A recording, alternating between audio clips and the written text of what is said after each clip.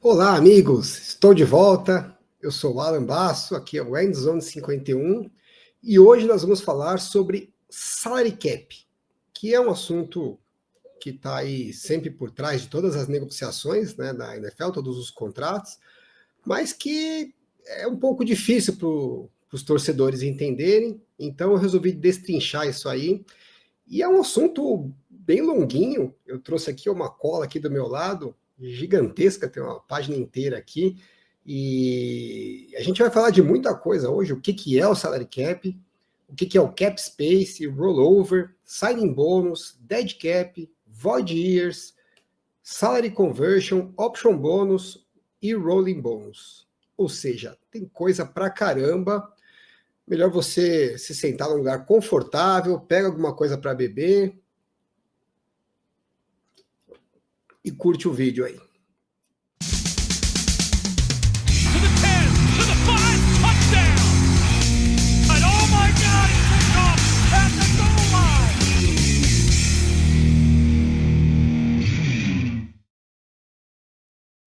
Bom, vamos lá. Começando pelo começo, o que é o salary cap? O salary cap nada mais é do que o orçamento que os times têm para gastar. É uma coisa bem fácil da gente entender, né? Porque todo mundo tem o nosso orçamento pessoal. Basicamente é o seguinte: pensa que assim, você não pode gastar mais do que você ganha. Então, se você ganha 5 mil reais de salário todo mês, você só pode gastar até esses 5 mil reais de salário. Se você gastar mais do que isso, dá problema. No caso da NFL, não dá problema, assim, não pode fazer, né? Você não tem como fazer. Na verdade, a diferença que a gente, né, quando pensa no orçamento pessoal, está falando do dinheiro efetivamente que a gente gasta, e no caso do salary cap é uma coisa mais contábil, né, como se fosse um dinheiro virtual. Então você imagina que você tem um orçamento virtual, você não pode gastar mais do que aquilo. E esse orçamento é o mesmo para todo mundo.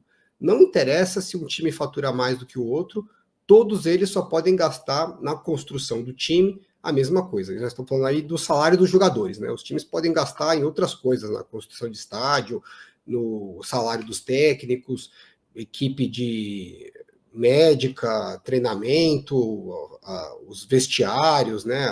O centro de treinamento, tudo isso é a parte do salary cap e eles podem gastar, cada um gasta o que quiser. Agora, com os salários dos jogadores, né, com a folha de pagamento dos times, tem que ser, no máximo, o valor do salary cap, que todo ano vai sendo calculado.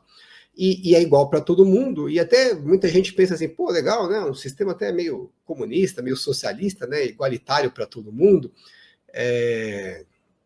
Isso acaba fomentando a competitividade, né? Porque como todo mundo gasta no máximo o mesmo valor, você não vê discrepâncias muito grandes entre os valores de salário dos times, né? E esse é um benefício até legal, bem-vindo, né? Que ajuda a crescer e o interesse pela liga, mas não é o objetivo principal, né? O salary cap foi criado por um motivo um pouquinho mais capitalista, que é os donos quererem ter lucro, né? Os donos dos times, quando montaram a liga, eles queriam ter lucro. Então, para evitar que os times que ganhassem mais gastassem mais nos salários, né? Então, pô, eu tô em Dallas, meu time é mais famoso, eu faturo um pouco mais, quero pagar mais pro salário. Aí chega um outro time e fala assim, pô, mas eu preciso ganhar de qualquer jeito. E aí os donos são meio malucos, né? Quando você entra na competitividade de querer ganhar, vai e paga um salário maior, e o outro vai e paga um salário maior. Chega uma hora que a coisa vai escalando, e os salários ficam uma coisa sem limite. A gente vê isso no futebol brasileiro, né, que não tem esse limite salarial, e os times acabam nessa gana de querer ser campeões, né, naquela volúpia de, pô, vou contratar o cara que vai resolver minha vida, os times gastam muito mais do que podem. Então, os donos da NFL, quando formataram o salary cap, qual era o objetivo? Vamos nos proteger de nós mesmos, né? Então a gente vai colocar um limite de que cada um pode gastar. E aí, assim, mesmo que você queira pagar mais para um jogador, porque você quer ser campeão de qualquer jeito, você não pode, porque você tem aquele limitador. Então, todos os times vão trabalhando com esse limitador, e aí eles se protegeram deles mesmos para garantir que os jogadores não iam ganhar tanto assim, e com isso ia sobrar dinheiro para os times terem lucro, né? Então, o salary cap, que é o bolo que os jogadores dividem, basicamente é em torno de metade do faturamento da liga. Então, todo ano eles calculam com base no faturamento do ano anterior qual vai ser o salary cap desse ano. Então, grosso modo, se a liga faturou 1 bilhão em 2024, teria 500 milhões de dólares, né, mais ou menos, não chega a ser 50% exato, para dividir entre todos os times para salário. Então você pega lá 500 milhões de dólares, divide por 32 times, e aí vai sair o salário cap de cada time, é o orçamento que você pode gastar com o salário naquele ano. Então quanto mais a liga fatura, né, mais o salário cap vai aumentando, porque o faturamento todo ano a ano vai aumentando, e aí o percentual mesmo, né, mas o valor nominal dessa metade do faturamento acaba sendo maior e o que os times podem gastar de salário é maior. Até aí tá tranquilo, né? Acho que não tem dúvida para ninguém, então você tem um limite, gasta dentro daquele limite. O que é o cap space? Basicamente é a sobra, né? Então, se você tem 100 mil que você pode gastar e você gasta 90, esses 10 mil que sobram é o espaço que você ainda tem para gastar. Então, toda hora a gente vê essas informações, o que é o cap space? No salary cap desse ano, quanto que o time tem de folha salarial alocado lá na contabilidade, a gente já vai ver que a coisa não é bem preto no branco, né? Tem várias modalidades que acaba distorcendo um pouco os números, né? Mas do que está colocado na contabilidade como salário dos jogadores, a diferença em relação ao que o time pode gastar é o espaço, né? O cap space, é o que ele tem de grana no bolso para gastar ainda mais. Então, se ele quiser gastar mais um pouco, ele ainda pode, porque ele tem esse espacinho. Se você tiver gasto o teto, não tem mais cap space nenhum, né? Cap space zero é que você gastou o seu limite, você não pode gastar mais nenhum centavo. E o rollover dá para a gente colocar da seguinte forma: o que você sobrar no final do ano, né, seria uma poupança que você faz para o ano seguinte. Então, de novo, nosso exemplo, se o seu salary cap for 100 mil, você gastou 90 mil no ano, sobrou 10 mil. Aí você tinha, ao longo do ano, você tinha esse cap space de 10 mil para gastar, né, contra alguma contratação no meio da temporada, alguém machucou, você precisa repor, estava lá, né, uma poupancinha que você fez durante a temporada. Passou o ano inteiro, você não gastou, sobrou aqueles 10 mil, né, aquela diferença. No ano seguinte, você vai ter o salário cap do ano seguinte, que pode ser, sei lá, 105 mil, porque subiu um pouquinho, e mais 10 mil que sobrou do ano passado. Então, se o salário cap for 105 mil no ano seguinte, como você tinha 10 que você economizou do outro ano, você, né, seu time vai ter 115 mil, enquanto os outros vão ter 105. A não ser que eles tenham economizado também. Então, quem economizou mais vai ter mais, quem economizou menos vai ter menos, mas tem umas regras, né? Você também não pode economizar, não vou gastar nada esse ano, que ano que vem eu gasto o dobro, né? Não é, tem um limite mínimo que você precisa gastar todo ano, por regra, né? Obrigatoriamente os salários têm que bater esse mínimo de salary cap, tem uma regra anual e uma regra, eu não sei se é a cada 3 anos, acho que é a cada 4 anos, né? Então eles somam, dentro daqueles 4 anos você precisa gastar um valor X, percentual X do salary cap, e cada ano você também tem que gastar um percentual X do salary cap para garantir que não vai ter nenhum time que vai falar assim, eu vou gastar o mínimo que eu pudesse agora, né, e juntar tudo para um ano fazer um super time. Então, para evitar esse tipo de situação, tem os mínimos que você vai obrigado a gastar, passou desse mínimo, o que você economizar vai rodando, né, passa para o ano seguinte como forma de poupança, e aí você pode gastar um pouquinho mais.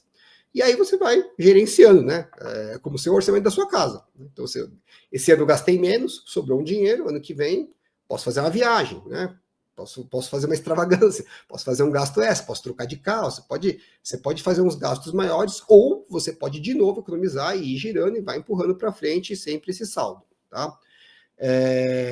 Agora, o que acontece? A gente sabe muito bem que os times querem gastar mais do que eles podem, assim como a gente, né? A gente às vezes fala, eu tô num ano que eu quero, por algum motivo, eu quero gastar um pouco mais do que eu recebo, né? Do que seria o meu salary cap pessoal. Como é que a gente faz isso?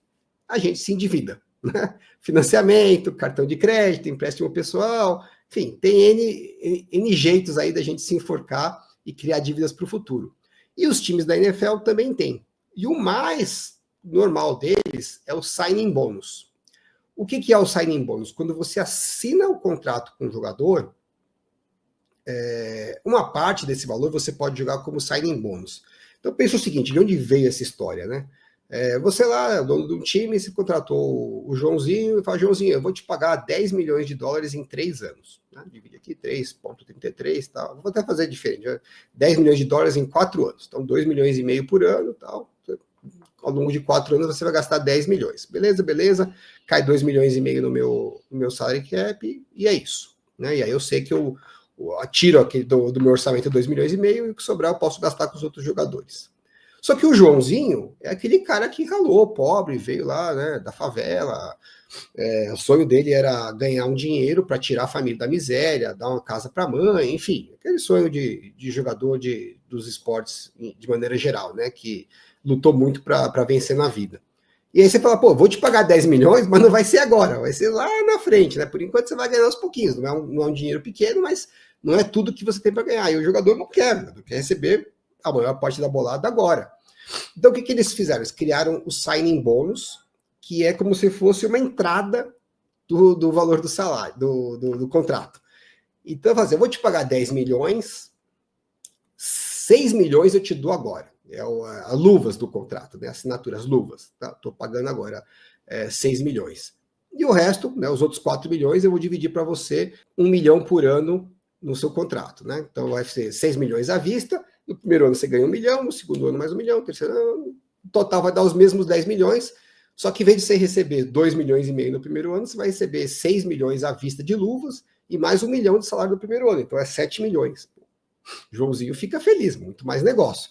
Só que aí o time não fica feliz, porque fala, pô, mas nesse esquema aí, no meu salário cap, eu vou meter 7 milhões no primeiro ano. Quebrou a minha vida, quebrou meu orçamento. Né? Se eu fizer assinar contrato com 6, 7 jogadores, só com esses caras eu quebro todo o meu contrato, o meu salário cap. Né? E não é justo, né? Porque eu estou pagando luvas para ele à vista, mas por um ativo, né, que é o jogador, que eu vou diluir ao longo de 4 anos. Estou pagando luvas não pelo primeiro ano, estou pagando luvas pelos 4 anos. Então seria justo que eu dividisse essas luvas em 4 anos. Então foi isso que a NFL criou. Então o signing bônus, você pode dividir pelo tempo de duração do contrato com um limite máximo de 5 anos. Por 5 aqui, que sobe minha mão, né? 5 anos, tá? Então, se o contrato for até 5 anos, você pode diluir o signing bônus em 5 anos. Se o contrato for de 6 anos, paciência, o signing bônus no máximo vai ser de 5 anos, né? Você vai parcelar ele em 5 anos. E se o contrato for de 3 anos, o máximo que você pode parcelar o signing bônus é de 3 anos. Então vamos pegar um exemplo prático aqui. Eu trouxe um contrato recente, que é o do Calvin Ridley. Ele assinou em 2024 um contrato aqui de 4 anos, né? 24, 25, 26 e 27. Então a gente está vendo que o signing bônus aqui, ó, tá vendo? Prorated signing bônus, o signing bônus dele é 20 milhões. Como o contrato é de 4 anos, esse custo, né, ele vai receber esses 20 milhões à vista, cash, né? Tá no bolso dele, já fizeram o TED, tá na conta dele. Mas para efeitos contábeis do salary cap, ele só vai contar no primeiro ano 5 milhões, no segundo ano conta mais 5, no terceiro ano conta mais 5 e no quarto conta mais 5. Então, o salário base dele aqui, ó, 4 milhões 490 mil. É isso que ele vai receber no primeiro ano, mas ele já recebeu os 20 milhões. Então, na verdade, ele vai receber aí 24 milhões e 500, mais ou menos, no primeiro ano, é o que vai entrar no bolso dele. Mas vai contar para o cap do time, né, para o salary cap, só os 4,490, que é o salário dele do primeiro ano, e mais os 5 milhões, que é a parcela do signing bônus daquele ano. Né? Então, quando você vai olhar aqui o cap number, né, nessa outra coluna aqui do lado, você vê que o que vai contar no salary cap dele é os 10 milhões, que é o quê? 4,490 de salário, 5 milhões da parcela do signing bônus, e mais um roster bônus aqui, um bônus por fazer parte do roster de 510 mil. Então você soma aqui 510 com 4,490 dá 5 milhões, mais 5 milhões da parcela do signing bônus, 10 milhões, é isso que vai entrar como custo de salary cap para o time. Então o jogador recebeu 25 milhões no primeiro ano, mas o que vai contar no salary cap é só 10 milhões, porque os outros 15 milhões estão aqui, né, as outras 3 parcelas do signing bônus que vão cair no ano seguinte. Então, se por acaso o time resolver cortar ele em 2025, esses 15 milhões aqui, que ele já recebeu, vão entrar como dead cap, que é o nosso próximo item aqui. Então, o que é o dead cap? São 2 coisas que entram no dead cap. É o que você, no contrato, já se comprometeu a pagar para o jogador, né? Então, é o valor que já está acertado no contrato, que é garantido para ele, então, o valor garantido que não foi recebido ainda entra como dead cap, e o valor dos bônus que estiverem sido parcelados. Então, aqui nesse exemplo, vamos pegar aqui de novo no Calvin Ridley, né? Você vê que em 2025, tem aqui na coluna de dead money, aqui na direita, essa primeira coluna vermelhinha, se ele for cortado agora em 2025, um dead money de 40 milhões 510. O que é esse 40 milhões 410? Vai ser o salário que ele tem garantido, então é 22.490 aqui do salário de 2025, tá vendo aqui, ó, tá na coluna de salário garantido. Então esse aqui vai ter que pagar. Se eu, Tennessee Titans, cortar o Calvin Ridley em 2025, é um direito meu. Mas os 22 milhões e 500 mil que ele tem de salário garantido, é garantido dele. Esse é um direito dele. Então, se eu cortar, eu tenho que pagar do mesmo jeito. Assim como o salário de 2026, você vê que o salário dele é 20 milhões, 240, mas a parte garantida é 3 milhões e 20 mil. Então, esse salário aqui também é garantido. Então, se eu cortar ele em 2025, eu vou pagar esses 22 milhões 490, mais os 3 milhões e 20 mil, que vai dar 25 milhões 510 mil, certo? Esse é o salário garantido para ele, que eu sou obrigado a pagar, ele estando no time ou não, porque está no contrato. E além desse valor, eu vou ter que pagar também os 15 milhões, que são as parcelas que estão a vencer do signing bonus. Não é que eu vou ter que pagar para ele, vai ter que cair no cap. Eu já paguei para ele, você lembra, né? Paguei lá na entrada as luvas para ele. Então, as parcelas das luvas que eu estou contabilmente parcelando no cap para frente, o parcelamento acabou. Porque é como se a NFL fosse um banco, né? O salary cap fosse um banco, e ele está me financiando o signing bonus. Financiando em 4 anos, porque é o tempo de contrato do jogador. A partir do momento que eu mandei o jogador embora, acabou o contrato. Então acabou a garantia. Igual você financia um imóvel, né? Bom, legal, você financiou o imóvel, a garantia do financiamento é o próprio imóvel. Se você vendeu o imóvel, você tem que quitar o financiamento, né? Porque como é que o banco vai executar a garantia? Eu só estou te emprestando dinheiro porque eu sei que se você não pagar, eu pego o imóvel de volta. Então aqui é a mesma coisa, a NFL está te financiando no salary cap o signing bônus porque você está com o jogador. A partir do momento que você cancelou o contrato, todo aquele parcelamento tem que ser pago à vista. Então, se o Titans corta o Calvin Ridley agora em 2025, esses 15 milhões, né, as 3 parcelas que tem a vencer, 2025, 2026, 2027, de 5 milhões cada, vão cair de uma vez só no salary cap. Como a gente falou que o salário que a gente é obrigado a pagar o Calvin Ridley é de 25 milhões 510, você soma aqui 25 milhões com mais 15 milhões, 40 milhões 510, que é exatamente o valor que está aqui como dead money. Tá perfeito? Acho que deu para entender, né? Então, o dead money é isso. Basicamente, é um valor que você já parcelou de bônus, né? E que se você se arrependeu, né? Porque você parcelou em 4 anos. Você espera que vai ficar com o jogador durante os 4 anos do contrato. Pô, mudei de ideia, ele não está jogando bem, vou cancelar o contrato dele. Tudo bem, você pode cancelar, só que, então, esse parcelamento que você fez cai tudo à vista, e o que você se comprometeu de valor garantido a pagar para ele também cai à vista. Então, o dead cap ele é muito visto como uma coisa bem negativa, né? Quando o dead cap está muito alto, porque todo time tem, né? Você manda alguém embora, tal, é normal. Se o dead cap fica muito alto, é visto como uma coisa negativa que dá a entender que assim, pô, você gastou antecipado e fez um investimento ruim, né? Gastou mais do que devia, se arrependeu e agora está pagando a conta disso. O que a gente vai ver mais para frente é que não necessariamente é isso. Tem situações em que não é isso.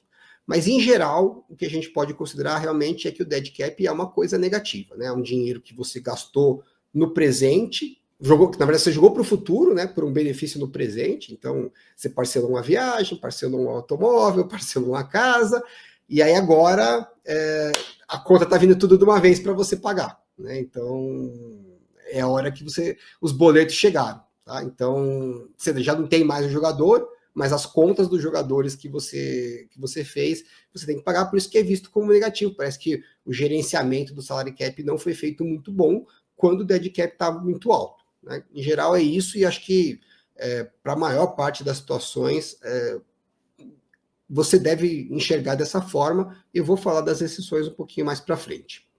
Tá, beleza, legal, beleza, entendi. Então eu posso pegar o contrato do jogador, eu jogo como signing bônus uma parte, porque seriam as luvas, esse signing bônus eu parcelo lá na frente, e aí eu tenho uma folguinha maior no meu salary cap, bacana.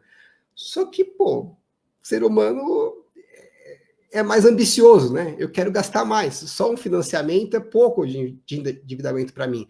Como é que eu, time da NFL, consigo me alavancar mais? E aí foi que os times criaram o Void Year. Então, eu vou trazer aqui para vocês exemplo do contrato desse ano, que é o do DeAndre Hopkins, no Baltimore Ravens. Né? O DeAndre Hopkins já tem 33 anos, então não dá para você fazer um contrato muito longo com ele, porque já não está mais performando como quando ele tinha seus 25, 26 anos. O que o Baltimore fez? Pô, DeAndre Hopkins, vou te pagar 5 milhões, bom salário, por um ano. Tá bom, tá legal. Só que o Baltimore Ravens, como está com um time muito forte brigando por Super Bowl, já está com as folhas salarial dele tá alta, né? Então o salary cap está meio apertado. E o Baltimore falou, pô, eu não consigo enfiar 5 milhões de uma vez só no salary cap desse ano. O que o Ravens fez? Eles fizeram um contrato de 5 anos e jogaram 3 milhões 745 mil como luvas, né? Como signing bônus. E a base salarial do primeiro ano, e único ano, né, é 1.255.000. Tá, só que não adianta você jogar esse signing bônus como luva, porque lembra que eu falei, você só consegue parcelar o signing bônus pelo tempo de duração do contrato. Se o contrato é de um ano, você não consegue dividir por nada, porque ele vai cair tudo no primeiro ano. Então é aí que entram os void years. Na verdade, para efeitos contábeis, o contrato do DeAndre Hopkins é de 5 anos. Um ano é real, é o 2025, e os outros 4 anos são void years. O que é o void years? A partir de 2026, esse ano do contrato não existe. É um ano fake. É tudo fugazi. Sabe o que significa? Fugazi é uma farsa, não é? Isso, fugazi é uma miragem, bobagem, é fantasia, não existe. Então, tanto 2026, 27, 28 e 29 são anos fakes. Eles não existem, estão ali só para fazer volume. Mas, como antes de chegar em 2026 eles ainda existem, né? O void é que ele desaparece. Né? Só que ele esses anos de contrato que estão como void, eles desaparecem a partir de 2026. Em 2025 eles ainda existem para efeito contábil. Tá? É uma pegadinha contábil. Então, quando você assina o contrato, como que o salary cap enxerga? É um contrato de 5 anos. Então, eles podem diluir o signing bônus aqui de 3.745.000 em 5 anos. Então, no primeiro ano cai 749, no segundo cai 749 e assim por diante. Cada ano cai 749. No primeiro ano tem o salário aqui de 1.225, que vai dar o cap number, que a gente está vendo aqui, ó, de 2.004. Então, o Ravens está pagando para o DeAndre Hopkins esse ano 5 milhões, mas no cap vai cair só 2 milhões e 4 mil reais. 4 mil dólares, desculpa. Bacana, mas Alan, você não falou para mim que a hora que manda o jogador embora, todo esse valor cai de uma vez só? Exatamente, cai de uma vez só. Então, em 2026, quando os anos do contrato vão desaparecer, né, vão virar void, todas essas 4 parcelas que estão para frente vão cair de uma vez só. E aí a gente vê aqui o cap number do DeAndre Hopkins em 2026 vai ser de 2.996.000 dólares. Isso aqui vai ser o dead money, já está aqui até do lado na coluna de dead money.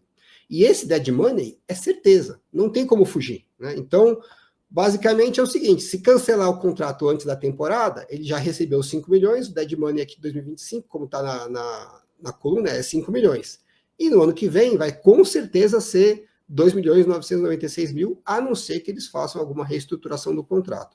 Então, esses dead monies que tem para baixo aqui, nem vem ao caso, né? Porque o jogador não vai ter mais contrato com o Ravens, então vai cair tudo de uma vez só. Então, o que o Ravens basicamente fez foi o seguinte, um contrato de 5 milhões e usando os void years, eles dividiu o custo desse contrato em 2 milhões no primeiro ano e 3 milhões no segundo ano. Foi a alternativa que eles fizeram para não precisar gastar tudo de uma vez só. Então, o void year é usado muito para isso. É quando você quer estender, né, o parcelamento do bônus por mais tempo, até dentro do seu limite máximo de 5 anos, mas o contrato que você está assinando com o jogador não é de 5 anos. Então, mas eu gostaria de diluir esse bônus por mais tempo. Então, mete uns void years, né, porque aí você consegue baixar o custo do primeiro ano, depois, lá no final, quando os anos de contrato fake desaparecerem, essa conta, esse boleto vai vir de uma vez só, mas você já sabe disso. Mas por algum motivo, fluxo de caixa, você já sabe que jogadores que vão se aposentar, vai liberar espaço, enfim, tem N situações em que você precisa desse espaço, né, o cap space, nesse ano, e não se incomoda de jogar o custo lá para frente. Então é um jeito de você, enfim, fazer o carnê, né? Faz um carnezinho, joga para frente, e depois lá na frente você vai pagar um valor maior. Então o void year serve para isso. Tá. Uma outra forma de você alavancar os gastos do salary cap mais, que os times usam muito, é a reestruturação. Né? Isso direto, quem acompanha a NFL vai estar ouvindo. Fulano de tal, o time fez uma reestruturação do contrato do jogador, do Joãozinho, e com isso abriu um espaço no cap de 15 milhões. Né? O que é essa reestruturação? Tem N reestruturações. Você pode fazer uma extensão, você pode... e aí você transforma parte disso num bônus, mas o mais comum é você pegar o salário desse ano, do ano que vai acontecer, e dividir ele, e transformar ele num bônus. Então, vou pegar um exemplo prático aqui, que é o contrato do Deebo em 2024. Tá? Então, o salário do Deebo em 2024 era 20 milhões 972 mil dólares, né? Tá ali na casinha vermelha.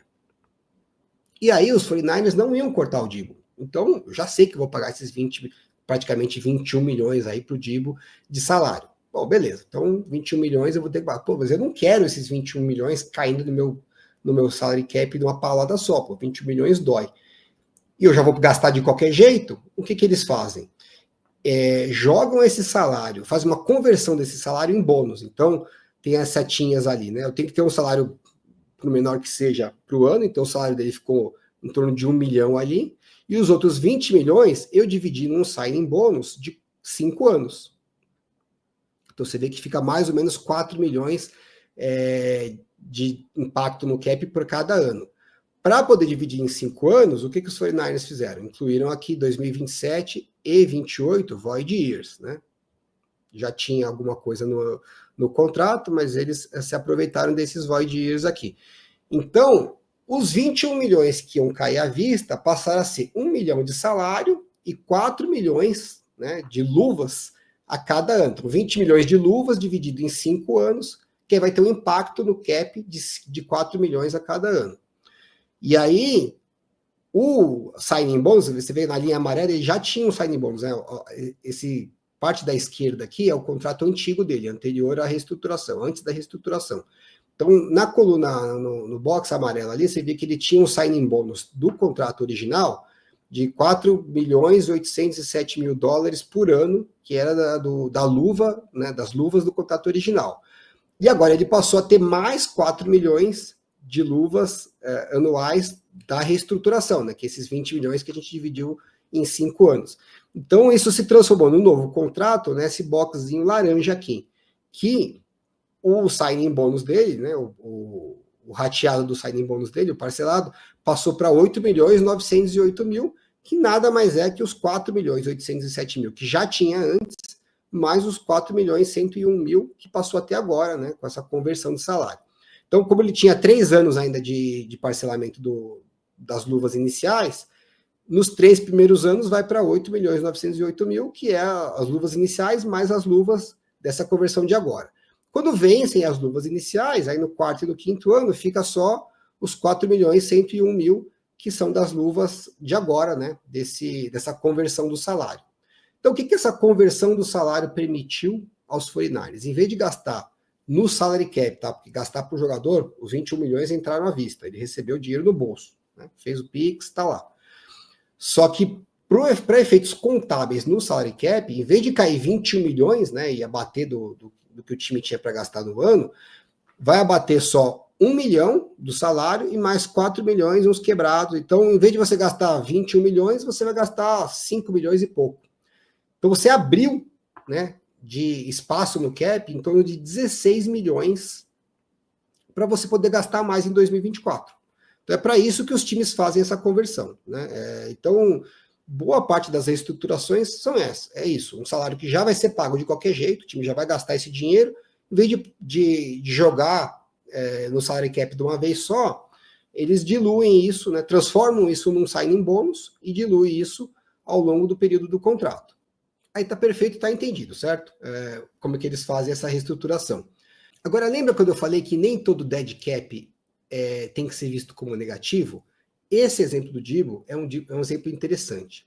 Porque quando os 49ers trocaram o Deebo Samuel, veio uma porrada de dead cap. Porque eles tinham já essas luvas do contrato original, né, que já está pago, então o custo que vai cair como dead cap, mais essas luvas de agora, dessa reestruturação. Então, eu não lembro o valor exato aí, mas foi em torno de uns 31 milhões de dead cap. Essa porra, puta cagada que eles fizeram, né?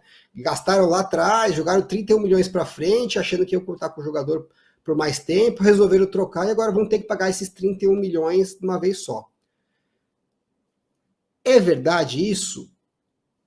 É verdade, mas é enganoso.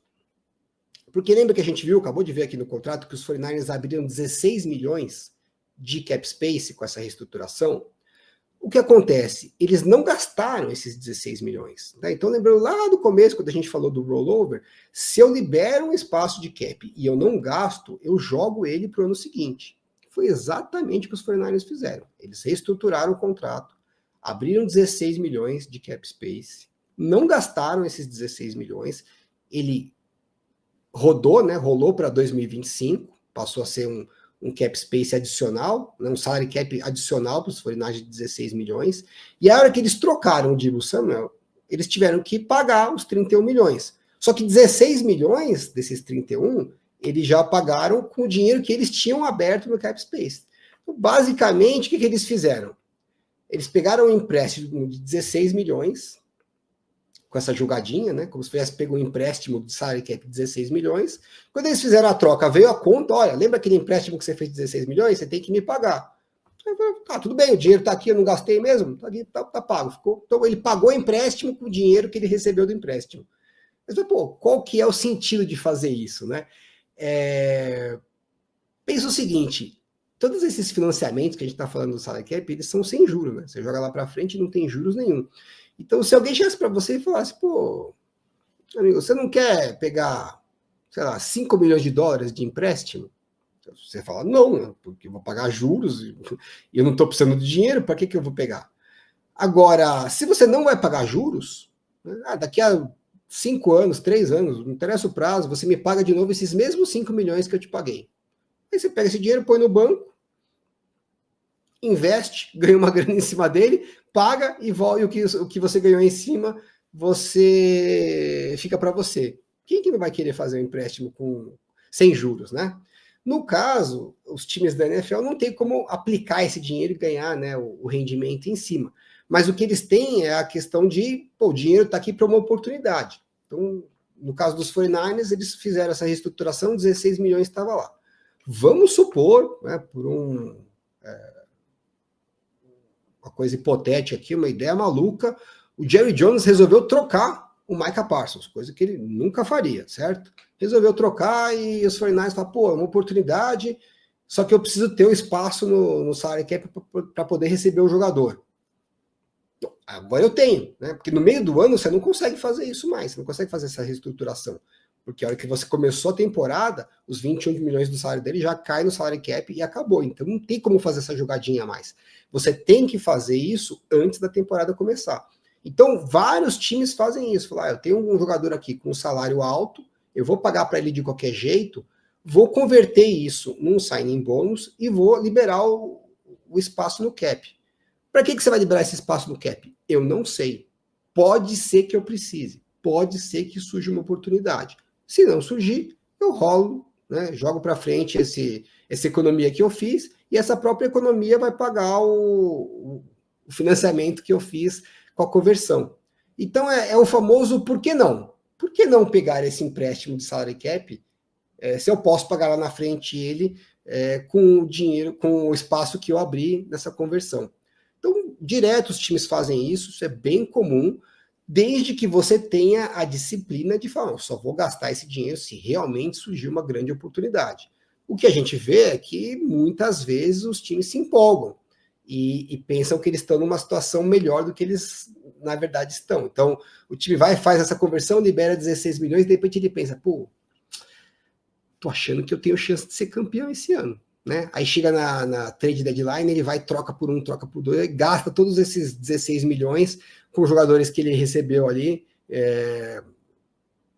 nessas trocas, e quando chega lá na frente ele tem que pagar os 16 milhões e não foi campeão, ferrou. Porque basicamente, como é que a gente analisa o dead cap? Né? Se o time foi campeão, valeu a pena. Se não foi campeão, fez cagada.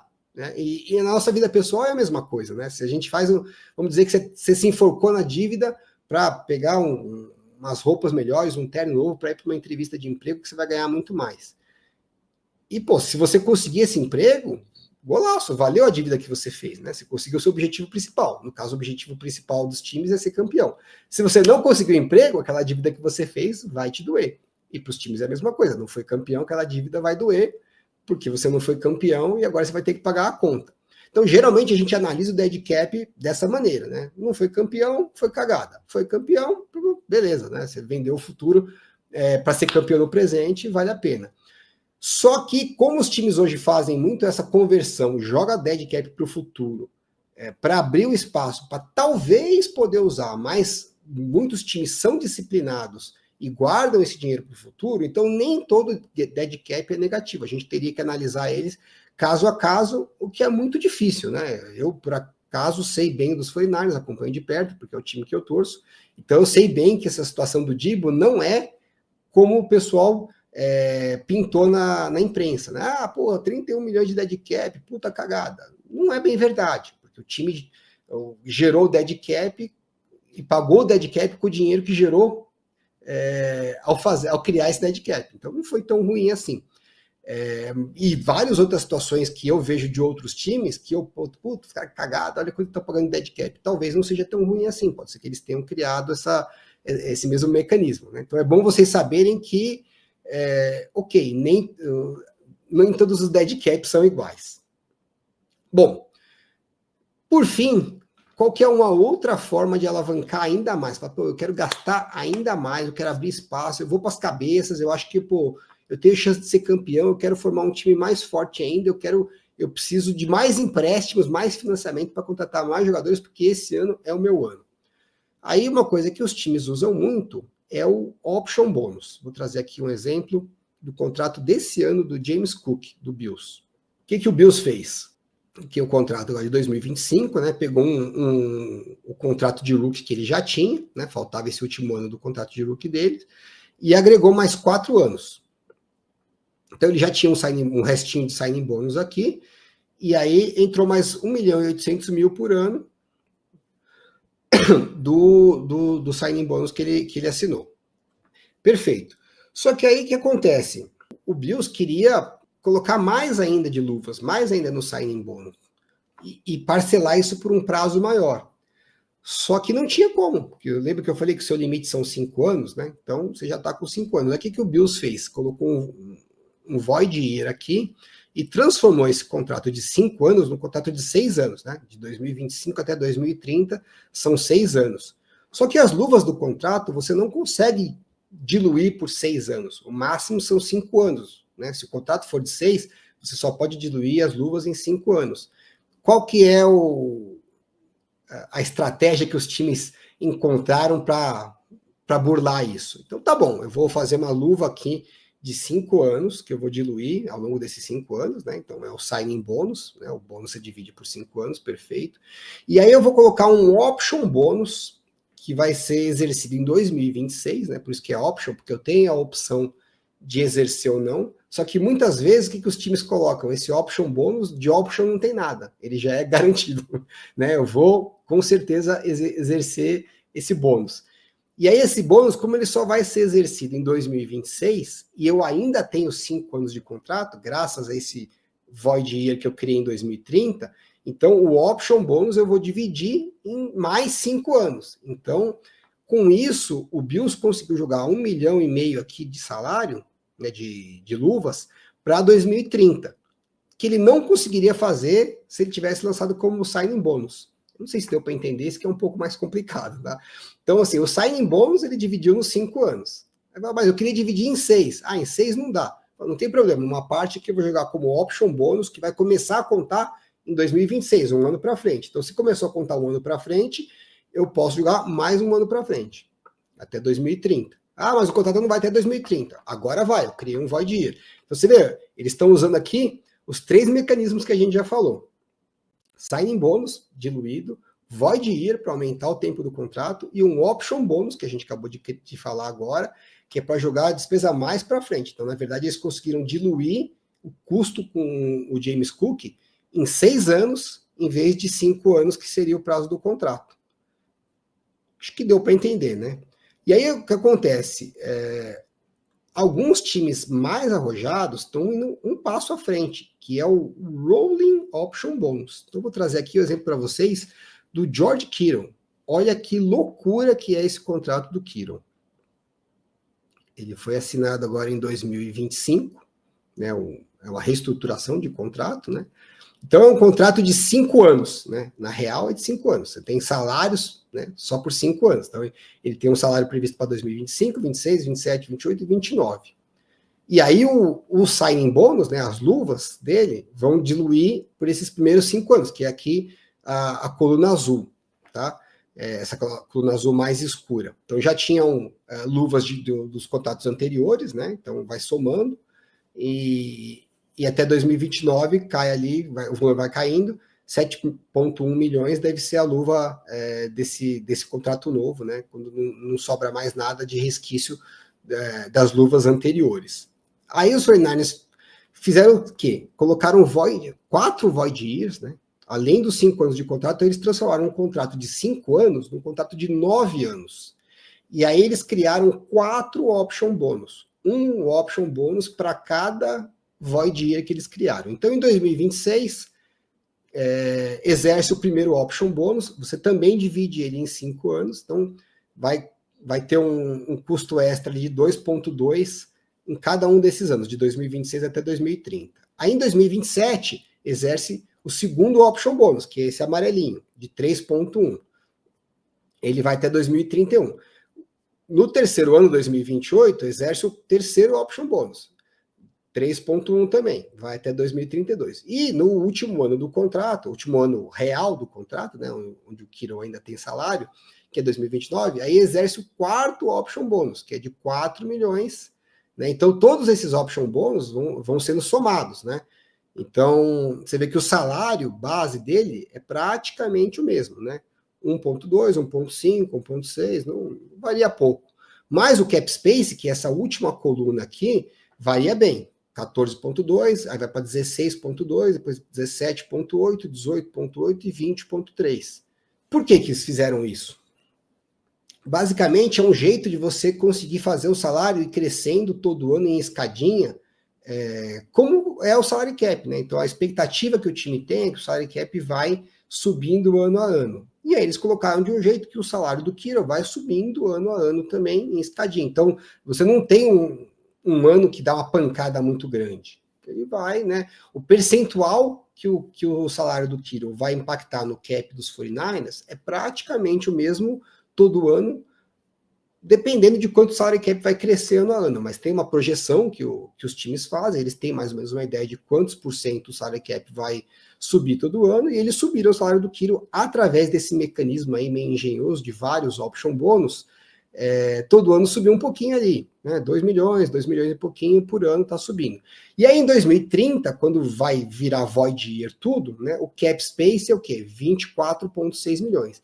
Isso aqui, a trolhada, né, quando o Kittle não vai mais estar no elenco dos 49ers. Né, se o contrato for até o final, se não tiver extensão, reestruturação, né, se esse contrato for exercido até o final e acabar ali, em 2029 acaba o vínculo do Kittle com os 49ers, então em 2030 ele já não está mais no elenco, mas os 49ers têm que pagar todos os parcelamentos dos option bônus, né, que ficaram para frente.